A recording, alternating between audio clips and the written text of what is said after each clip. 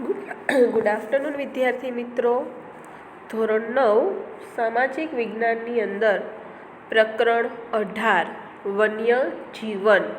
Okay, આની અગાઉના video લેક્ચરની અંદર મિત્રો આપણે ચર્ચા કરી ગયા વનસ્પતિ જીવન વિશે, એટલે કે જંગલો વિશે. ઓકે, હવે આજે તે જ પ્રકરણમાંથી એક મુદ્દો એટલે કે વન્ય જીવન. વન્ય જીવન એટલે જંગલોમાં રહેતા પ્રાણીઓ કે જેને આપણે વન્ય જીવન તરીકે ઓળખીએ છીએ. તો મિત્રો, આ પ્રકરણમાં આપણે આ વન્ય જીવન વિશે અભ્યાસ કરીશું. એક ખાસ સૂચના યાદ રાખજો મિત્રો કે આ જે 18મો પાઠ છે, આ પાઠ પણ આપણને ધોરણ 10ની અંદર ખૂબ જ ઉપયોગી છે. એવા ઘણા પ્રશ્નો આ પાઠની અંદર છે કે જે ધોરણ 10ની અંદર પણ બેઠે બેઠા આવે છે. તો જો અત્યારથી જ તમે આ પ્રશ્નો જે છે એ પાકા કરી લેશો તો ધોરણ 10માં ઘણી મહેનત આપણે ઓછી કરવી પડશે. ઓકે, તો ચાલો આપણે પાઠની ચર્ચા કરીએ તો કે વન્યજીવન એટલે શું. ભારતની દ્રષ્ટિએ આપણે વાત કરીએ તો કે ભાઈ, ભારત વનસ્પતિની દ્રષ્ટિએ જેમ વૈવિધ્ય ધરાવે છે તેવી જ રીતે વન્ય જીવનમાં પણ ઘણું જ વૈવિધ્ય ધરાવે છે. એટલે કે નાનામાં નાની કીડી મકોડાથી લઈને ગોકળગાય જેવા પ્રાણીઓથી લઈને હાથી જેવું મહાકાય પ્રાણી ભારતની અંદર જોવા મળે છે. એટલે કે પુષ્કળ પ્રમાણમાં પ્રાણીઓનું વૈવિધ્ય જોવા મળે છે. પશુ, પક્ષી, પ્રાણીઓ વગેરે વિવિધ જાતના પશુ પક્ષી પ્રાણીઓ આપણા દેશની અંદર આવેલા છે. ભાગ્યે જ આટલું વૈવિધ્ય બીજા કોઈ દેશની અંદર જોવા મળે છે. એટલે જ એમ કહેવાય છે કે લેટિન અમેરિકાને બાદ કરતા બીજો એવો દેશ ભારત છે કે જ્યાં આટલું બધું વન્ય જીવનમાં વૈવિધ્ય જોવા મળે છે. દરેક પશુ પક્ષી પ્રાણીઓ એકાબીજાથી અલગ છે, તેમના ગુણધર્મો અલગ છે. તો આ પ્રકરણની અંદર મિત્રો આપણે ચર્ચા કરીશું આ વન્ય જીવન વિશે કે કયા પ્રકારના જંગલોમાં, કઈ પ્રકારની આબોહવામાં કેવા પ્રાણીઓ વસવાટ કરે છે. ઓકે, પણ આટલું બધું વૈવિધ્ય છે, જો આ વૈવિધ્યને વન્યજીવોની સુરક્ષા કરવામાં નહીં આવે તો ભવિષ્યમાં કદાચ આ પ્રાણીઓ લુપ્ત થવાની અણી ઉપર છે. એટલે કે એને બચાવવા એ જ એકમાત્ર આપણી પાસે વિકલ્પ છે. તો આ પ્રકરણની અંદર જોશું આપણે કે ભારતની અંદર કેવા કેવા પ્રાણીઓ, પશુ પક્ષીઓ આવેલા છે, તેમનું શા માટે રક્ષણ કરવું ફરજિયાત છે, અને જો એમનું રક્ષણ અત્યારે કરવામાં નહીં આવે તો ભવિષ્યમાં કદાચ આ પ્રજાતિઓ પણ લુપ્ત થઈ જશે અથવા તો આપણી આવનારી પેઢીઓ આ પ્રજાતિઓનો પરિચય મેળવી નહીં શકે. ઓકે, ચાલો મિત્રો આપણે ચર્ચા કરીએ. ભારત ભૂપૃષ્ઠ અને આબોહવા સંબંધી ઘણું વૈવિધ્ય ધરાવતો દેશ છે. સાચી વાત છે કે ભાઈ, ભારતના ઉત્તરથી લઈને દક્ષિણ અને પૂર્વથી લઈને પશ્ચિમ સુધી જમીન વિસ્તાર જોઈએ ભૂપૃષ્ઠ, તો કોઈક જગ્યાએ પથરાળ જમીન છે, કોઈક જગ્યાએ રેતાળ જમીન છે, ક્યાંક ઊંડી ખીણો આવેલી છે, ખાઈઓ આવેલી છે, ક્યાંક સપાટ મેદાનો આવેલા છે, ક્યાંક કાળી જમીન છે, તો ક્યાંક રેતાળ જમીન છે. કહેવાનો મતલબ કે ભાઈ, ભારતમાં દરેક જગ્યાએ જમીનની દ્રષ્ટિએ અને આબોહવાની દ્રષ્ટિએ શિયાળો, ઉનાળો, ચોમાસું, ઓકે, ભેજનું પ્રમાણ, તડકાનું પ્રમાણ અને વરસાદનું પ્રમાણ, આ બધી બાબતોમાં ઘણું બધું વૈવિધ્ય જોવા મળે છે. એટલે કહી શકાય કે ભારત એ વૈવિધ્ય ધરાવતો દેશ છે. આવું જ વૈવિધ્ય અહીંની વન્ય જીવસૃષ્ટિમાં પણ જોવા મળે છે. તમે લોકો કદાચ પ્રાણી સંગ્રહાલયમાં જાઓ તો તમને આ વસ્તુ જોવા મળશે કે કેવા કેવા પ્રાણીઓ આપણા ભારત દેશની અંદર આવેલા છે. સમગ્ર વિશ્વમાં જીવસૃષ્ટિની દ્રષ્ટિએ આપણે જોઈએ તો મિત્રો અંડરલાઈન કરજો અહીં.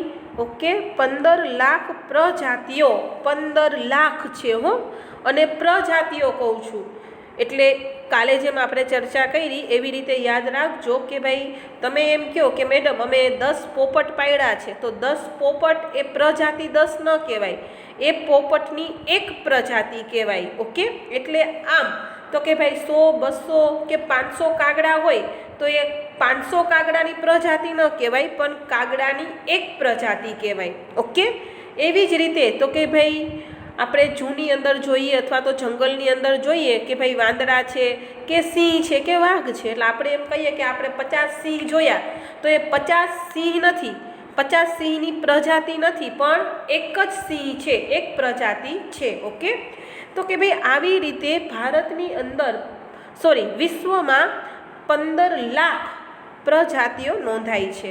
જે પૈકીની અંડરલાઈન કરજો મિત્રો, 1 ગુણનો MCQ, જે પૈકીની 81,251 પ્રજાતિઓ માત્ર ભારતમાં જ જોવા મળે છે. ઓકે, કે ભાઈ 81,251 જેટલા પ્રાણીઓની પ્રજાતિઓ ભારતની અંદર જોવા મળે છે, જેમાં પક્ષીઓ, સરીસૃપ પ્રાણીઓ, સરીસૃપો, ઉભયજીવી પ્રાણીઓ, સસ્તન પ્રાણીઓ, મત્સ્ય જાતો, માછલાઓની જાતો તેમજ કીટકો વગેરે જેવા પશુ પક્ષીઓ અને પ્રાણીઓ આવેલા છે. આ ઉપરાંત દેશના વિવિધ પ્રકારના જંગલોમાં વસતી વન્ય જીવસૃષ્ટિની ઓળખ માટેના સંશોધનો તો ચાલુ જ છે.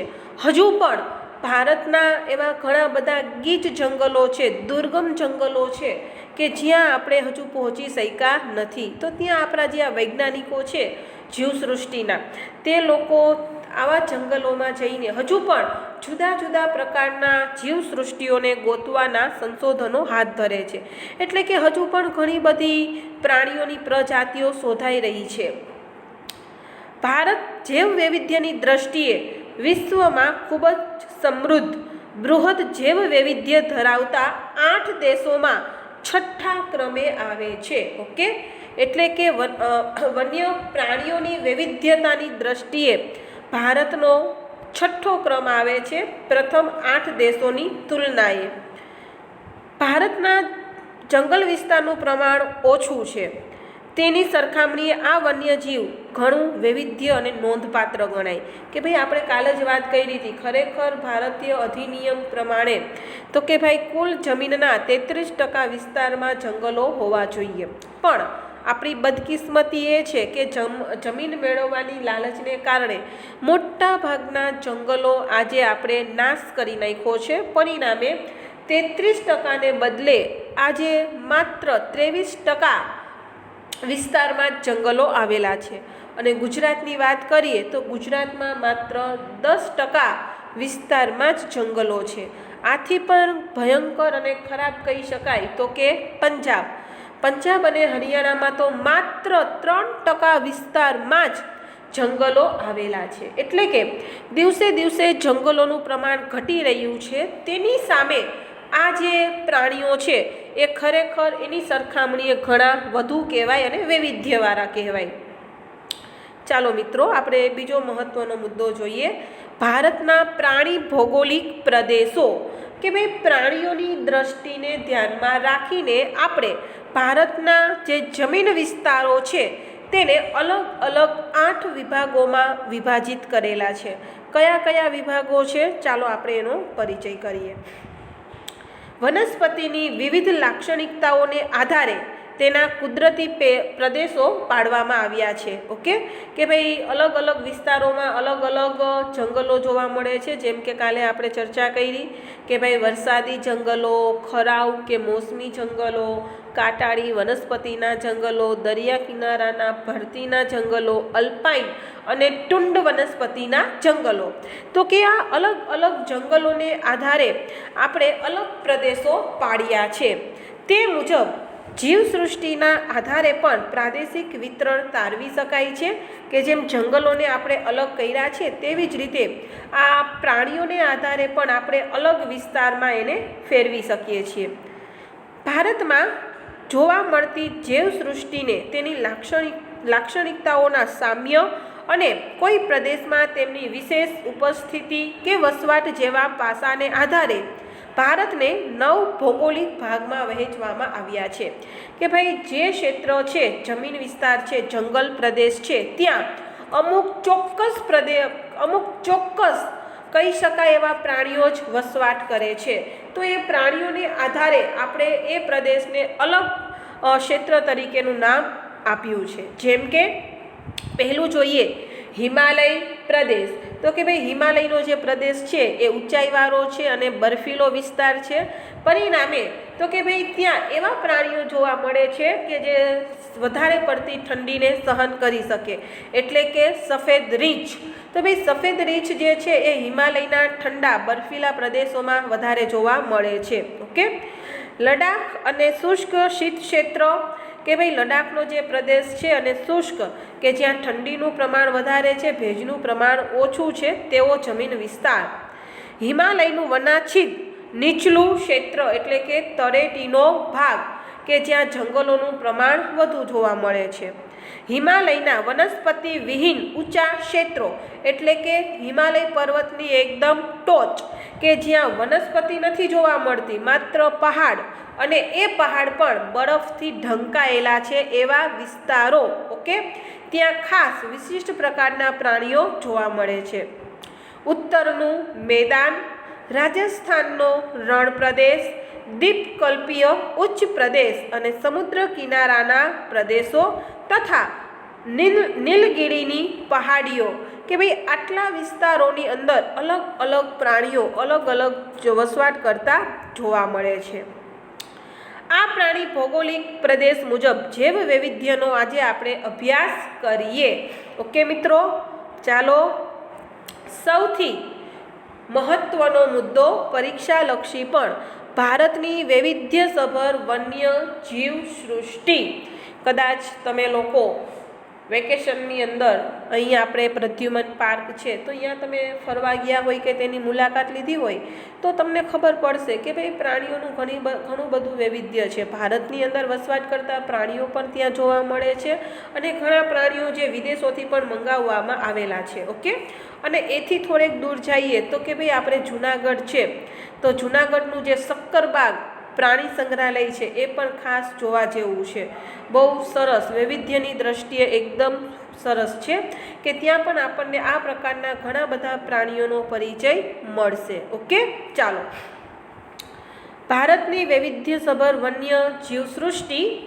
ભારતના ભૂપૃષ્ઠના વિશાળ નદી મેદાનો, કે ભાઈ જમીનની અંદર જોઈએ તો નદીઓના કાપથી બનેલા મેદાનો, દ્વીપકલ્પીય ઉચ્ચ પ્રદેશ જેની 3 બાજુએ સમુદ્ર છે અને ચોથી બાજુએ જમીન વિસ્તાર આવેલો હોય એવો દ્વીપકલ્પીય ઉચ્ચ પ્રદેશ, પર્વતીય ક્ષેત્ર એટલે કે હિમાલયની ટેકરીઓ, દલદલના પ્રદેશો એટલે કે એક સમુદ્ર કિનારાની નજીકનો એવો પ્રદેશ કે જે કાદવ કીચડવાળો છે અને જેની અંદર આપણે કદાચ પગ રાખીએ તો અંદર ખૂંચી જઈએ, અંદર ડૂબી જઈએ, જેને દલદલના પ્રદેશો તરીકે ઓળખવામાં આવે છે. ખાસ કરીને પશ્ચિમ બંગાળની અંદર એક સિંગી ગેંડો છે એને આવા દલદલીય પ્રદેશો વધારે પ્રિય છે કે ભાઈ ઉનાળાની ઋતુમાં પોતાના શરીરને ઠંડક આપવા માટે તેઓ આ દલદલીય ક્ષેત્રમાં આરામ કરતા હોય છે.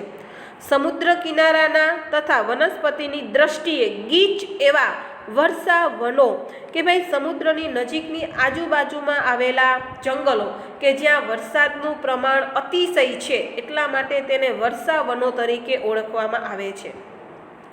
મોસમી પાનખર જંગલો, જેની ચર્ચા આપણે આના અગાઉના પ્રકરણમાં કરી ચૂક્યા છીએ.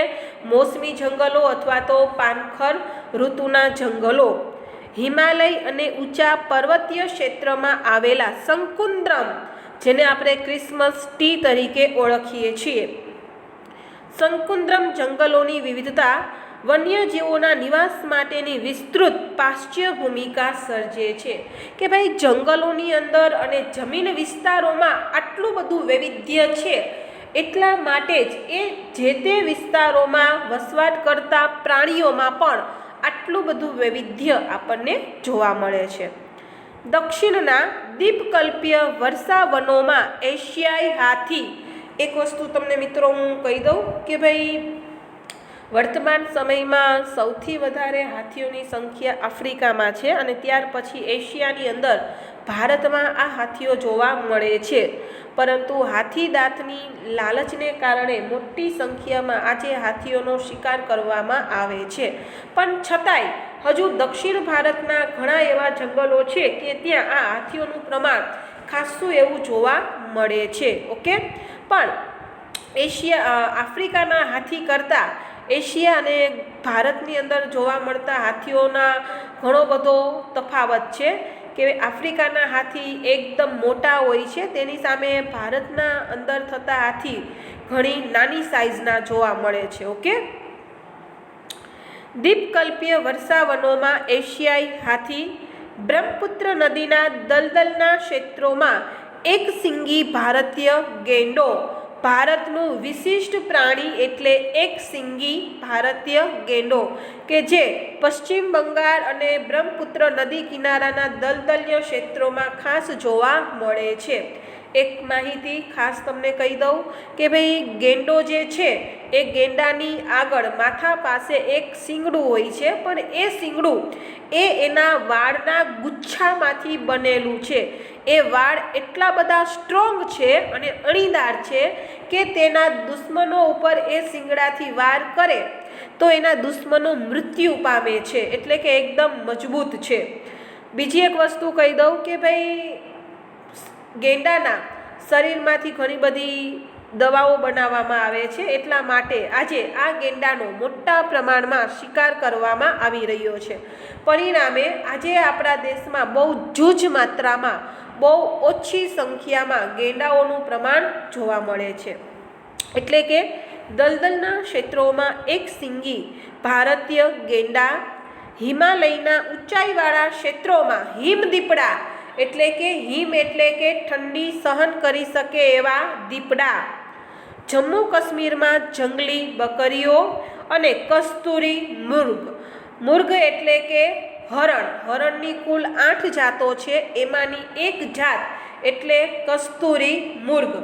કસ્તુરી મુર્ગમાં એક ખાસ વિશેષતા એ છે કે ભાઈ એ જે હરણ છે એ હરણની નાભી એટલે કે એની ડૂટીમાં એક વિશિષ્ટ પ્રકારની ગ્રંથિ હોય છે. એ ગ્રંથિ સુગંધિત અત્તરવાળી હોય છે, એટલે સૌંદર્ય પ્રસાધનો બનાવનાર અને ખાસ કરીને અત્તર બનાવનાર વ્યક્તિઓ આ હરણને મારીને અને તેના શરીરમાંથી આ અત્તરની પોટલી કાઢી લે છે. એટલે કે એ અત્તર મેળવવા માટે પણ કસ્તુરી મેળવવા માટે પણ આ પ્રકારના હરણોનો શિકાર કરવામાં આવી રહ્યો છે. દક્ષિણ ભારતના જંગલોમાં જોવા મળતી જંગલી ભેંસ, મધ્ય ભારત અને પશ્ચિમ બંગાળમાં વાઘ, બેંગોલ ટાઈગર જેને આપણે સફેદ વાઘ તરીકે ઓળખીએ છીએ, કચ્છના નાના રણમાં ઘુડખર એટલે કે એક પ્રકારનો જંગલી ગધેડું. એક વાત એ કહી દઉં કે ભાઈ સમગ્ર વિશ્વમાં કચ્છના નાના રણમાં જ આ પ્રકારના જંગલી ગધેડાઓ જોવા મળે છે. બીજે ક્યાંય આ પ્રકારના જંગલી ગધેડાઓ જોવા મળતા નથી. મોટા રણના જળ પલ્લવિત ક્ષેત્રોમાં સુરખાબ નામનું પક્ષી જોવા મળે છે. ઘાસભૂમિના વિસ્તારોમાં લુપ્ત એટલે કે વિનાશ થવાની અણી ઉપર છે એવા પક્ષી એટલે કે ઘોરાડની તાજેતરના જ વર્ષોમાં પુનઃ હાજરી નોંધાઈ છે. જળપલ્લવિત વિસ્તારોમાં શિયાળા દરમિયાન ઠંડા પ્રદેશોમાંથી અનેક જાતના યાયાવર, અંડરલાઈન કરો વિદ્યાર્થી મિત્રો કે યાયાવર એટલે શું, તો કે ભાઈ વિદેશોમાંથી થોડાક સમય માટે અહીં આવતા મહેમાન તરીકેના પક્ષીઓ કે જે માત્ર શિયાળો ગાળવા માટે જ ભારતની અંદર આવે છે. જેઓ શિયાળાની ઋતુ પૂરું થઈ જાય એટલે એ પક્ષીઓ ફરી પાછા પોતપોતાના દેશોમાં ચાલ્યા જાય છે. તો તેને યાયાવર એટલે કે વિદેશી મહેમાન પક્ષી તરીકે પણ ઓળખી શકાય. યાયાવર પક્ષીઓ ઉતરી આવે છે, તેમાં સાઇબેરિયન કેન, પેલિકન, તિબેટિયન બતક, બેટા આ પક્ષીઓના નામ છે. Okay, Siberian can, pelican, Tibetan બતક, કુંજ, કરકરા વગેરે મુખ્ય છે. પશ્ચિમ ઘાટના ગીચ વનોના વિસ્તારોમાં ઉડતી ખિસકોલી ઓકે, તમે કદાચ નહીં જોયું હોય પણ એક વસ્તુ તમને ખાસ કહી દઉં કે ભાઈ ડિસ્કવરી ઉપર દરરોજ 9 થી 10ની વચ્ચે એક પ્રોગ્રામ આવે છે જંગલ વિષયનો, અને એમાં આવા વિવિધ પ્રકારના પ્રાણીઓ પક્ષીઓનો પરિચય આપવામાં આવે છે.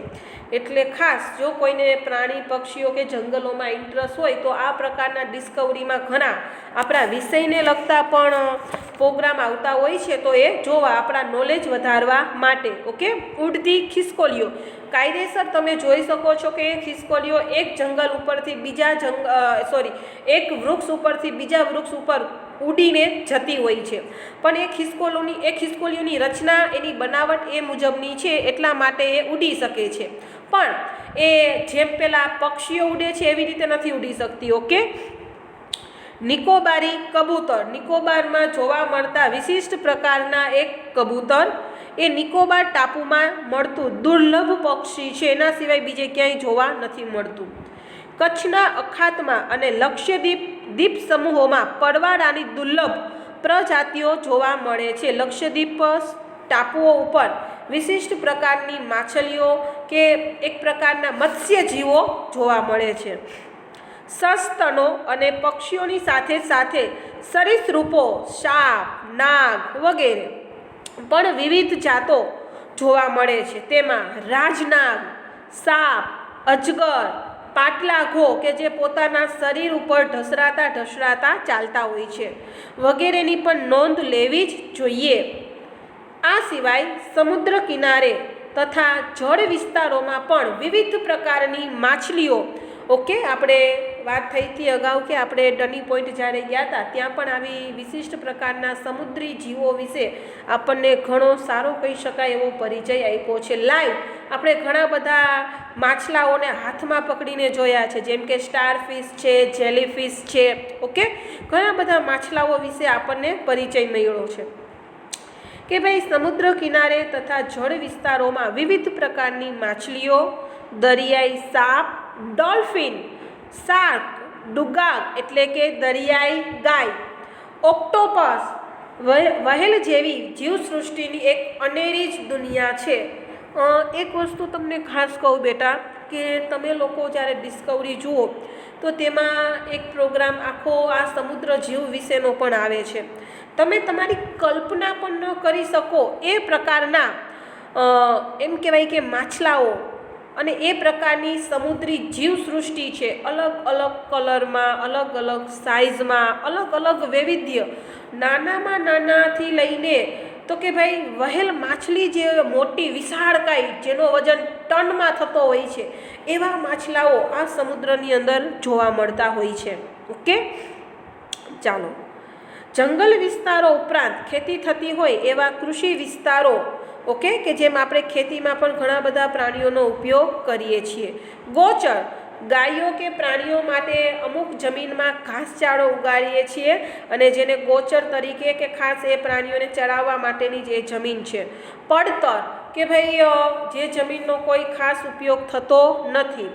પડતર જમીનોમાં શિયાળ, વરુ, નીલગાય, હરણ, નોરિયા, આ વસ્તુ તમે અહીંયા પ્રદ્યુમન પાર્કમાં જાઓ તો ત્યાં તમને જોવા મળશે, નોળીઓ ને બધું. ઓકે, સસલા, જંગલી સુઅર કે જેને આપણે ભૂંડડા તરીકે ઓળખીએ છીએ. શેરો, પેલો કાંટાવાળું એક પ્રાણી કે જે ભય લાગે તો એના શરીરના કાંટાને એકદમ ઊંચા કરી નાખે છે ને એ કાંટો એટલો તીક્ષ્ણ હોય છે કે ભાઈ સિંહ જેવા પ્રાણીને પણ એ મારવા સક્ષમ છે, વગેરે જેવા પ્રાણીઓ જોઈ શકીએ છીએ.